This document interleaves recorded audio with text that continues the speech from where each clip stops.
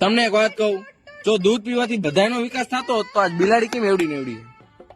અરે બેટું વિચારવા જેવું તો હે. તો પછી હા વાંચું તારું. હાલવાથી જો વજન ઉતરતો હોય બરોબર, તો હાથીનો વજન કેમ નથી ઉતરતો? એટલે 100% વાત સાચી છે, કંઈક તો વિચારો.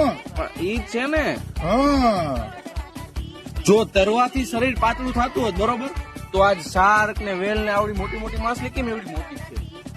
મારા બધો પોઈન્ટ છે તે મૂક્યો.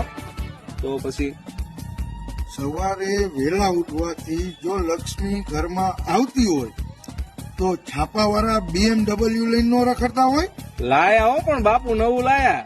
આ તો વિચારવા જેવી વાત છે.